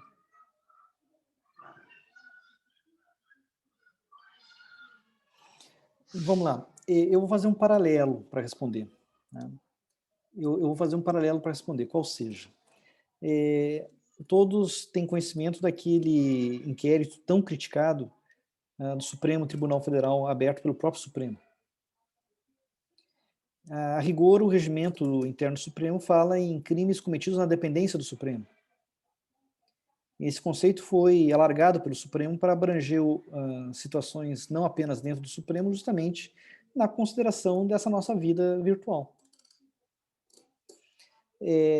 O Congresso Nacional, isso é uma coisa muito elogiável, o Congresso Nacional não parou de funcionar em face da pandemia, porque se adaptou muito rapidamente a um ambiente virtual de funcionamento. O Congresso Nacional aprovou projeto de lei, projeto de lei complementar, projeto de lei de conversão, de medida provisória, até proposta de emenda constitucional o Congresso aprovou em funcionamento virtual. Isso é altamente elogiável. E o Congresso teve um desafio muito maior do que os demais poderes para se adaptar a essa realidade. Porque tanto o Executivo como o Judiciário já tinham experiência em funcionamento virtual, ainda que limitado. O Congresso não tinha essa experiência. Até porque o Congresso ele pressupõe o tete-a-tete. E o Congresso não hesitou. O Congresso deu o passo em direção à virtualização para não parar, e não parou e teve muito sucesso. Isso é uma coisa que eu faço questão de falar elogiosamente relativamente a ambas as casas do Congresso Nacional. Evidentemente, o parlamentar que discursa da sua casa, seja a sua casa no Oiapoque ou no Chuí, né, para fazer a referência a qualquer rincão do nosso país, como usualmente se fala, né, do Oiapoque ao Chuí, o parlamentar que esteja numa videoconferência, no seu computador pessoal, na sala da sua casa, no Rio Grande do Sul, no Rio Grande do Norte, no Amazonas, no Ceará, não importa onde, evidentemente ele está numa projeção da Câmara ou do Senado. Por quê? Porque ele tá funcional, ele está opinando, ele está debatendo, ele está defendendo, ele está infirmando um determinado projeto, eventualmente ele vai estar votando um determinado projeto. Isso tudo é funcional. Evidentemente, isso amplia a lógica da inviolabilidade no pressuposto de estarmos diante de uma situação funcional. Vocês vejam, nos Estados Unidos, a compreensão é muito mais restrita. Nos Estados Unidos, aquilo que é dito dentro do Congresso é inviolável. Mas se a mesma coisa é publicada para fora, não tem inviolabilidade. No jeito brasileiro não é assim. Eu confesso que eu considero pouco protetiva essa mecânica americana de compreensão de coisas. Na Inglaterra, a inviolabilidade favorece não apenas parlamentares, mas também cidadãos que, porventura, venham a participar ativamente de uma comissão parlamentar. Eu acho correto. Esse é um debate que a gente não tem no nosso país, deveríamos ter. Eu até recentemente sustentei nessa linha perante o Supremo Tribunal Federal, numa determinada situação, dizendo que, olha, aqui, nessa situação, em que determinados servidores de uma casa parlamentar poderiam ser investigados, como eles estão diante de informações que são do interesse parlamentar, creio que há que reconhecer uma espécie de imunidade também para o servidor. Na Inglaterra é assim. Na Inglaterra não tem esse problema. Então, são variações. Eu não teria maior dificuldade de reconhecer que o âmbito das imunidades ou da inviolabilidade pode e deve ser amplificado, ampliado, por força em razão do funcionamento virtualizado. Eu não sei se isso responde de maneira completa e exaustiva a pergunta da Luara, mas é o que eu daria de bate-pronto. André, é isso ou tem mais algum aspecto que tem me passado? Tá ótimo, Levi, tá ótimo. Eu vou, acho que a Maíra... Luara, agora que eu vi que a Luara está aqui. Luara, respondi, Luara? Eu acho que tinha uma segunda pergunta. Professor. Muito obrigada. Não, era isso mesmo. Qual que era, se você considerava que estava protegido pela imunidade constitucional e como que a gente identificaria se as opiniões se referem à função ou não. Para mim está completamente respondido. O reconhecer se essas opiniões têm a ver com a opinião ou não é uma coisa trivial. Mas, veja, eu vou me apegar aqui à primeira parte da sua pergunta. O pressuposto do parlamentar está participando de uma sessão parlamentar de casa, por meio virtual. Eu acho difícil dizer que isso não é... Quando a gente fala da tribuna, não é apenas o parlamentar ali na tribuna, é o parlamentar no microfone perante a mesa da casa, no microfone da comissão parlamentar, no microfone de casa, claro. Se ele está numa sessão parlamentar, debatendo, votando, não tenho a maior dúvida de dizer sim, ele tem inviolabilidade. Exato, Levi. Inclusive, você falou bem, o paralelo com o que o Supremo... Claro! A interpretação que o Supremo fez da expressão nas dependências do tribunal, né? A dependência do tribunal hoje é algo, né, que abarca aí o mundo virtual também. Bom, vou passar a palavra a Maíra, porque acho que ela tem uma pergunta que, inclusive, acho que se conecta com isso, né, Maíra?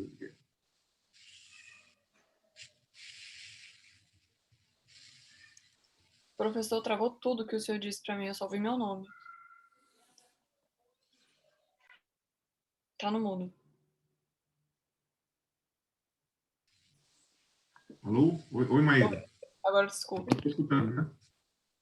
Quer fazer essa pergunta? Sim.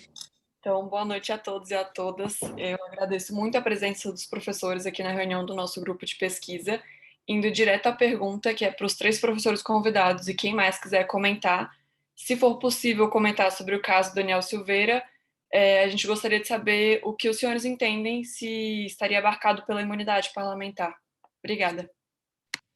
Maíra, mas essa pergunta é só para o Levi ou é para os 3 professores? Para os 3 professores. E caso mais alguém queira comentar, mais especial para os 3 professores. Quem quer começar? Fiquem à vontade. Acho que começa quem é da Câmara dos Deputados. Não, deixa eu Levi começar, eu vou em seguida. Vamos lá. Eu acredito que ele não estava em atividade funcional. E essa é a melhor maneira de lidar com o assunto, inclusive para proteger a própria inviolabilidade. Ou seja, apesar de... Nós acabamos de dizer, né, que as dependências... Eu jamais abordaria o assunto. É mais amplo, né? Oi? Viu, André? Não, ele não falou numa sessão parlamentar. Eu jamais abordaria o assunto a partir de uma potencial exacerbação. Né? O excesso é muito subjetivo, não é por aí. A questão é saber, era atividade funcional ou não? É isso. Ou seja, apesar de a tribuna hoje não ser mais o espaço físico como era, ou seja, a cláusula espacial, né? A gente falava agora sobre isso. Mas ele não Mas falou é possível situação... ainda distinguir, né, Levi? É possível ainda distinguir o que é. Não, sim, mas ele não falou em situação funcional. Sim, exatamente. Mas se ele tivesse falado acho de que o situação Leonardo, funcional, né, se ele tivesse falado da tribuna, o que falou, inviolável. Sim. Porque na tribuna você não tem que discutir o que está sendo dito e o que não está sendo dito.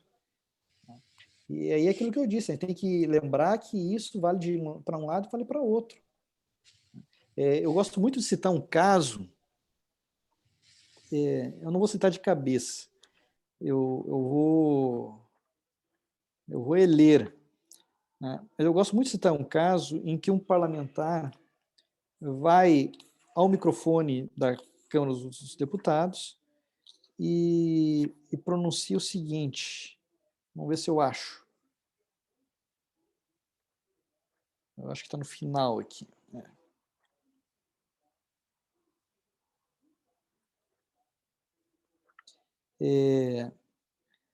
Bom, enfim, o parlamentar, na hora de votar no processo de impeachment, olha para o presidente da casa e diz que o presidente da casa estava mancomunado com analfabetos políticos, corruptos, e usa uma série de outras expressões, e aí vota.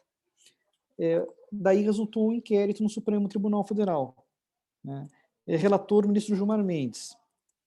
O que o ministro Gilmar diz? Olha, não importa o ângulo em que examinar o que foi dito, ele estava falando o que falou no momento do voto como fundamento do voto.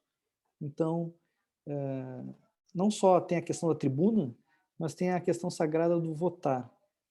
O que falou como fundamento do voto é inviolável, ponto, acabou, e enfim.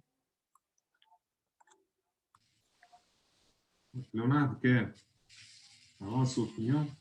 Eu acho que, né, para mim, é um pouco mais delicado, né, como servidor da Câmara, naturalmente, mas, assim, como que eu penso isso? Eu acho que, primeiro, concordo que não há como estabelecer ali um vínculo entre o que o deputado disse, o que o deputado falou e o exercício do mandato dele. Acho que o próprio deputado, no momento em que estava se defendendo, né, ele faz uma referência a dizer, olha, não é bem assim, eu não pensei bem nas consequências que eu estava fazendo, não assisti toda a defesa, mas eu me lembro de umas palavras assim, quase que de uma retratação, né? Eu não sei se alguém mais se lembra disso, mas enfim. Não, assim, Leonardo, eu entendo perfeitamente a tua posição, e eu próprio teria uma tendência muito natural a ser absolutamente respeitoso à inviolabilidade. Agora, o fato é o seguinte, a Câmara dos Deputados, da maneira como ela lidou com o assunto, ela facilita a nossa vida para abordar a posteriori o assunto, né? Me parece que está muito clara a compreensão de que não tem inviolabilidade ali, da parte, inclusive, da própria Câmara dos Deputados. Sim, não, com certeza. E eu acho que porque, do contrário, a Câmara poderia ter sustado. Claro, esse é o tipo do caso em que a Câmara teve, vamos dizer assim, a Câmara teve uma possibilidade de interferir, né? E o que eu pontuei antes é que isso não é a realidade quando a gente está judicializando normalmente uma controvérsia que envolve a necessidade de se estabelecer se há ou não essa correlação. Nesse caso, era um caso que eu acho que é mais tranquilo de dizer que não há correlação, mas eu acho que ele nos mostra uma outra coisa, em que até tradições jurídicas que são muito zelosas com a liberdade de expressão, como é o caso americana, né, elas admitem algum tipo de interferência estatal quando a gente está diante de declarações que podem ensejar perigo real e imediato, por exemplo. Né? Tudo bem, aí é a questão da ameaça. Sim. Tudo bem, aí é a questão da ameaça, mas veja, o mais delicado ali para mim não é a questão da inviolabilidade. Me parece fácil dizer que não tem inviolabilidade ali por não ser uma situação funcional. O mais delicado para mim ali é a configuração da flagrância. Sim, não, claro. E não é só a questão da flagrância. Como é que vai dizer que aquilo ali é um crime inafiançável? Não há Essa como. É a parte mais sensível ainda. Não há como. Isso desde o caso do senador Delcídio, a gente enfrenta essa solução criativa que foi encontrada para a inafiançabilidade, né? Eu diria o seguinte, do ponto de vista de imunidade formal, esse é um dos casos que coloca claramente o nosso drama. né? Nós temos a PEC que foi preparada para responder a isso. Muita gente discorda da tua leitura dentro da Câmara. Eu sei que quem escreveu a PEC escreveu para dizer que não há possibilidade de responsabilização por abuso da inviolabilidade, a não ser disciplinar. Isso é o que está na cabeça, não é o que vai ser interpretado, mas isso é o que está na cabeça de quem escreveu, na minha visão. E acho que essa PEC foi escrita para resolver esse problema. Ela diz claramente que a inafiançabilidade tem que ser em abstrato, tem que ser em tese, né? E ela, vamos dizer assim, toca nessa questão da flagrância também, né? É difícil. Eu concordo que os aspectos processuais aí são muito complicados. O drama todo, para mim, né, num caso como esse, a ameaça é tão violenta, ela é tão forte, real, tão, vamos dizer assim, forte, nua, né, que ela coloca o Supremo numa situação, ela é uma violação à instituição do Supremo Tribunal Federal, é um problema até de ordem mais grave. Então, realmente é uma situação muito delicada, acho lastimável que isso tenha acontecido, né, mas penso que do ponto de vista de inviolabilidade, Levi está coberto razão, não há relação com o mandato, não há como se pleitear relação com o mandato para esse tipo de manifestação, mas o tema da inviolabilidade, da imunidade formal, ele permanece, tanto permanece em aberto com muitas dificuldades, que a PEC foi proposta exatamente para tentar superar isso. Infelizmente, a gente não resolveu lá atrás, quando teve o caso do senador Delcídio, salvo engano, né? E, infelizmente, essa coisa, vamos dizer assim, ela permaneceu ali na jurisprudência como uma espécie criativa de configuração do flagrante. Tá, mas assim, eu já entendi, inclusive, que a gente concordou. Vamos abstrair aqui a questão da PEC. Né? Minha opinião, em síntese, eu não vejo ali situação funcional, portanto, eu não vejo configuração da inviolabilidade. Mas não me parece que a solução que tenha sido dada pelo Supremo Tribunal Federal, no que se refere à inafiançabilidade, seja tranquila. Esse é o meu ponto.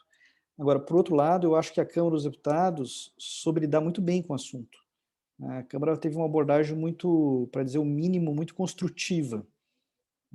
Claro que a Câmara, da maneira como ela decidiu, ela acaba ajudando aqui a análise a posteriori que a gente está fazendo. Mas, enfim, a gente eu acho que não tem nenhum mal a gente ser comentarista de resultado de vez em quando, até porque está posta a situação. Eu acho que o João não precisa nem responder, porque o João já ficou claro o que estava sentindo com o que a gente estava falando. Enfim, em síntese é isso. Eu não vejo situação funcional ali, mas eu tenho dificuldades com a configuração da flagrância, mas, sobretudo, a questão da inafiançabilidade. E acho que esse caso de agora é ainda mais delicado que o do senador. O do senador lá você tinha alguns elementos mais palpáveis, talvez. Vamos ter que comentar? Realmente eu concordo com, digamos assim, com as colaborações concorrentes do professor Leonardo e do professor Zé Levi, só pontuar alguns temas que não foram, digamos assim, que não dá para a gente esmiuçar tudo, mas acho que são questões que merecem ser analisadas. Por exemplo, eu concordo com o professor Leonardo que ali o mais grave seria a questão da ameaça, quer dizer, mesmo que estivesse na tribuna, eu acho que aquele trecho, eu vou pedir só licença para eu ler o trecho. Por várias vezes e várias, eu já te imaginei tomando a surra. Quantas vezes eu imaginei você e todos os integrantes desta corte? Quantas vezes eu imaginei você na rua levando uma surra?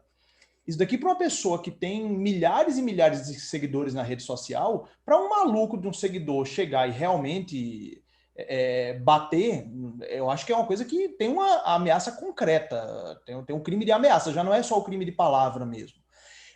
Mas eu corroboro as preocupações do professor Levi sobre a questão do estado de flagrância e sobre a questão da inafiançabilidade. A questão da inafiançabilidade lá em 2016... É o mais frágil. É o ponto mais frágil, sem dúvida.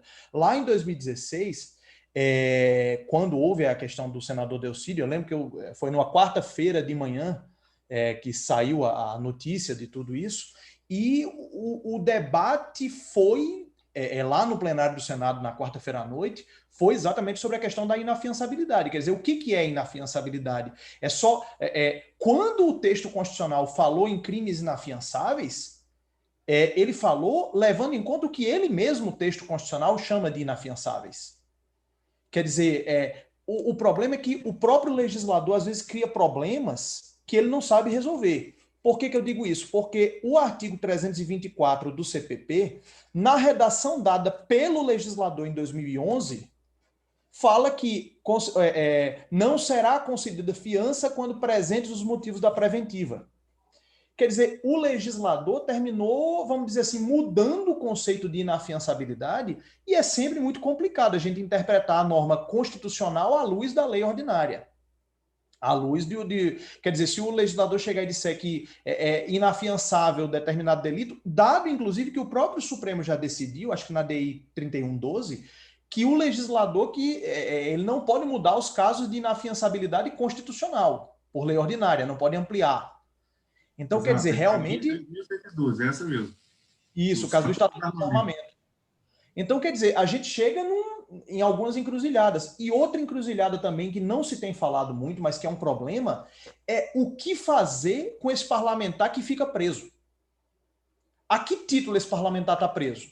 Porque, veja, no processo penal comum, em caso de prisão em flagrante, ou se concede a liberdade provisória, ou se converte em preventiva.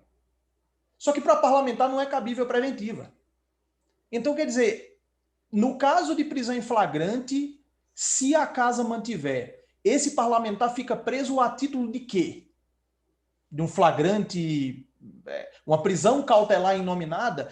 Isso não foi enfrentado no caso do senador Delcídio, porque logo depois ele fez o acordo de delação premiada. E não foi abordado no caso do deputado Daniel Silveira, porque foi relaxada a prisão e convertida em medida cautelar não restritiva. Mas, quer dizer, são problemas da imunidade formal que, como o professor Leonardo falou, definitivamente não estão resolvidos. Não é que na imunidade material os problemas estão resolvidos, mas pelo menos a gente tem a tese do professor Zé Levi agora para ser livro de cabeceira. Mas na imunidade formal a gente tem alguns labirintos aqui que estão complicados de se analisar na prática. Assim, eu me permitiria fazer uma síntese de como eu lidaria com o assunto. Tá?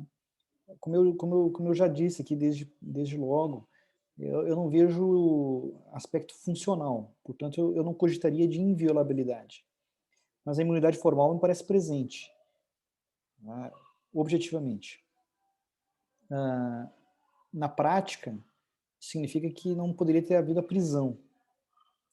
Agora, diante do que aconteceu, que foi grave, qual teria sido a providência prática, talvez, que poderia ter sido considerada? Uma representação dura de uma instituição para outra, em face do comportamento de um determinado membro. Eu não sei dizer como é que a Câmara teria reagido a uma representação da espécie. Mas vamos combinar que a Câmara dos Deputados tem um histórico de responsividade que nos faz ter uma compreensão otimista das coisas. Eu insisto, eu acredito que a Câmara tenha procedido de maneira muito adequada na matéria. A Câmara foi muito serena, para dizer o mínimo, em relação a como lidar com o assunto, e lidou com o assunto de uma maneira institucional.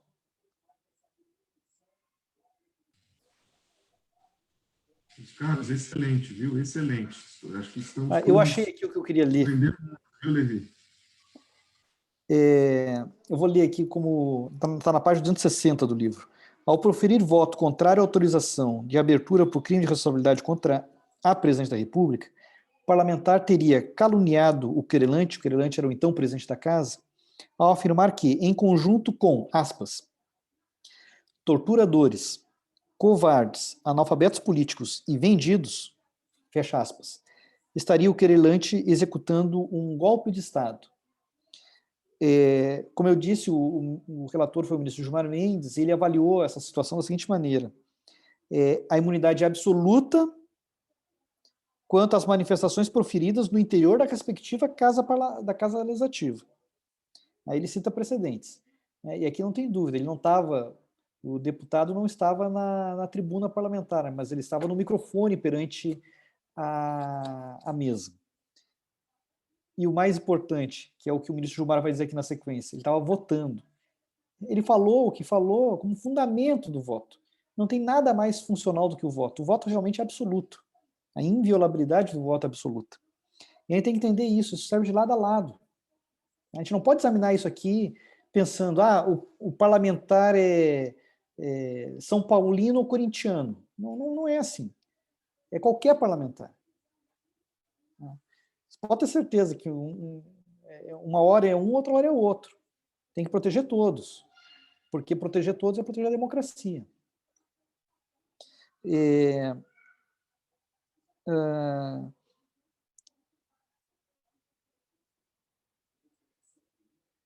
A parte que eu queria ler do ministro Gilmar. Por qualquer ângulo que se interprete o presente caso, as declarações estão abrangidas pela imunidade. As declarações foram proferidas no plenário da casa, as palavras foram ditas por ocasião da prática de ato tipicamente parlamentar, ou votar, digo eu. As palavras foram ditas por ocasião da prática de ato tipicamente parlamentar e as palavras reputadas ofensivas foram a fundamentação do voto proferido. Desculpa, André. Um voto proferido, né, Levi, num juízo que é eminentemente político, que é o juízo do impeachment, né? Então, tem todas essas características aí do caso. Mas excelente. Bom, como nós já estamos bem adiantados aqui na hora, e acho que isso significa, inclusive, viu, Levi, João e Leonardo, que de fato o debate está excelente. Então, hoje, a reunião de hoje, de fato, foi um pouco mais longa do que nós temos costumado fazer, mas acho que muito por causa disso, que todos estamos aqui empolgados aí com o tema, e acho que se dependesse de todos aqui, a gente ainda continuaria. Mas o Leonardo já inclusive nos alertou que tem que dar aula daqui a pouco, né? Então, de alguma forma, nós vamos ter que nos encaminhar para o encerramento, mas, claro, não sem antes perguntar aí ao professor Fábio, ao professor Marcelo, se não querem, inclusive, tecer palavras finais, né, para a gente, inclusive, poder fazer o encerramento. Quer falar, Fábio? Em relação à pergunta, já me vi contemplado aí na reflexão que o Kaufmann colocou, eu acho que de uma forma muito precisa, né? E, no mais, eu queria só agradecer, foi um final de tarde muito agradável, um prazer rever o professor José Levi, o João Trindade, o Leonardo e todos os amigos que estão aqui. Espero revê-los em breve, pessoalmente. Obrigado, Fábio. Marcelo, quer falar? Bom, eu também, de igual modo, acho que muitas das questões foram contempladas aqui nos comentários. Talvez eu acrescesse só a provocação sobre limites do exercício do mandato e da imunidade em relação à democracia, mas eu acho que as provocações, em particular do professor Levi, trabalharam bem isso, né? Acho que não importa tanto o lado, o que importa é proteger o mandato, gostemos ou não, mas se a manifestação é no exercício estrito do mandato e os votos do impeachment da presidente Dilma mostram isso, né? Por mais que discordemos, é o exercício o momento mais genuíno do exercício do mandato, que é o voto. Então, a parte disso, eu queria parabenizar demais o debate de hoje, as perguntas, as explicações, e, além disso, deixar um abraço aí a todos e a todas, e dar satisfação muito grande em rever todos vocês, em particular o Léo também, que fazia muito tempo que eu não via. Satisfação muito grande, e deixar aí os meus parabéns aí para vocês pela nossa reunião de hoje. Muito boa, altíssimo nível. Obrigado. Bom, então, infelizmente, temos que encerrar, viu, Levi? Muito obrigado pela sua presença novamente.